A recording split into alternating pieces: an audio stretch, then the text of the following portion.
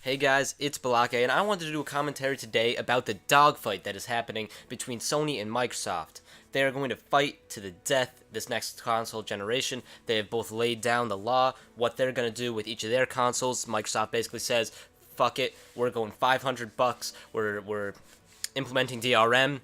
Hell yes, says the developers, but hell no, says the fans.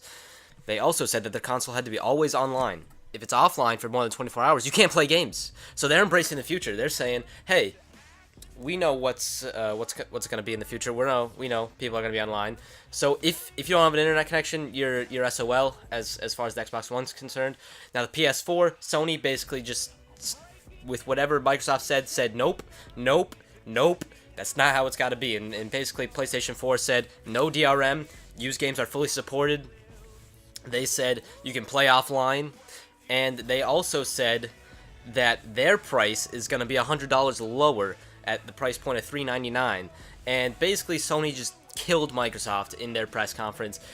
I was not expecting this. Usually, when I watch E3, I'm not really blown away by any of the announcements in particular. But this year, I was especially blown away by the Sony conference and just how much it was different than the Microsoft conference, how much better it made the PlayStation 4 look. And I think it really sets the tone, sets the momentum for the next console generation. I think the PlayStation 4 has a great chance to outsell the Xbox One this generation. Last generation, it was sort of a toss-up, sort of a tie. The Xbox 360 slightly outselling the PS3, but this generation, I think it might be a little more lopsided as Sony now realizes Microsoft is a legitimate threat in the console market. So I think Sony definitely pulled out all the stops for this press conference, and they definitely are going to make the PlayStation 4 the console you're going to want. Other than that, some things that we already knew about the PlayStation 4 that they reiterated that are pretty awesome is you can play games while they're being downloaded. So this is a huge thing for downloadable titles and things of that like. You don't, like, generally before, getting a downloadable title compared to getting a retail title was all a matter of how lazy you were. If you could get up and go to the store, it might actually be faster to drive to the store, get the game, and drive back than it is to download a game that's, say, 10 gigs. But now that you can play games that are being downloaded, you can play a game instantly after you start downloading it, which is really cool. And other than that, they reiterated cross-game chat, which is basically the equivalent of Microsoft's Xbox Live party chat system. So now there's really nothing between the two networks that separates them in terms of quality, and I think that Sony fans have been waiting, or PlayStation fans have been waiting for this for a while, being able to talk to their friend while they're playing, say I'm playing Skyrim, I can talk to my friend playing Battlefield 3, and that's what PlayStation fans have been waiting for a while, and that's one of the reasons why I bought the Xbox 360, believe it or not, the fact that it allows for great freedom while you're playing with your friends. You can play a different game and still, be with your friends, so that's pretty awesome. Now, the one downside is that Sony basically slipped into the press conference when they were announcing PlayStation Plus for PS4. They slipped in that you will need PlayStation Plus to play online, and that's not necessarily a bad thing, but that's kind of a bad thing for people who are used to the free model where you buy the console, you have online, you can play multiplayer games.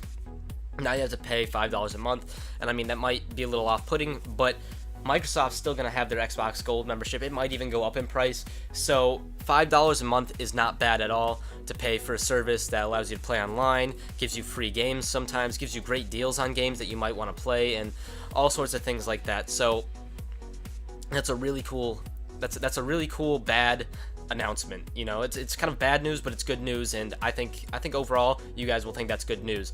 Now, a couple of games that released or that were announced that I think will be super awesome are 1, Kingdom Hearts 3. I know tons of people are having nerdgasms all over that game because they've been waiting for years after Kingdom Hearts 2, and I know that many people will be anticipating that game. It was probably one of the most surprising announcements, other than another game that I'm going to mention, but it really was a surprise for a lot of people, including myself. I thought Kingdom Hearts was pretty much dead, but Square Enix showed that they're not killing off their series, because the other announcement, Final Fantasy Versus 13, is actually going to be Final Fantasy 15. I don't know where 14 went, but apparently we're on 15 now, and there's all sorts of crazy announcements from Square, and that's pretty cool as well. the other game that I wanted to mention was the Order 1886. This one really killed it for me. I saw this and I was like, it was a very short trailer, but it was really awesome. It looked really cool. It's like a dystopian post-apocalyptic, maybe not post-apocalyptic, but like a dystopian steampunk, like 18th century London sort of alternate universe type game, and it looks really cool. I don't know exactly what it is, but it looks really awesome. It's coming from the Sony Santa Monica studios, it looks like, and basically my theory is it has something to do with King Arthur, because I think I heard while the characters in the trailer were talking, I think I heard one of them say Lancelot, so maybe it has something to do with King Arthur. We don't know, we'll have to see. It's just a theory of mine. Now, the other announcement that came out is the Elder Scrolls Online will be for the PS4, and you know what this means? This means MMOs will be available on the PS4 in the next generation, and this is pretty awesome, because that means games like PlanetSide 2, maybe even Guild Wars, games such as that, games of that ilk, will all be on PlayStation 4, and that's pretty cool, and that gives gamers a lot more variety than they had on last-gen consoles, and even will have on the Xbox One, because I don't see Microsoft putting out support for that at this point. I mean, I think they gave some kind of support to World of Tanks, but that's nothing compared to Elder Scrolls Online, so that's pretty awesome that Elder Scrolls Online is also coming to the PS4, and that might be actually something I purchased for the PS4, just because that's a pretty awesome title.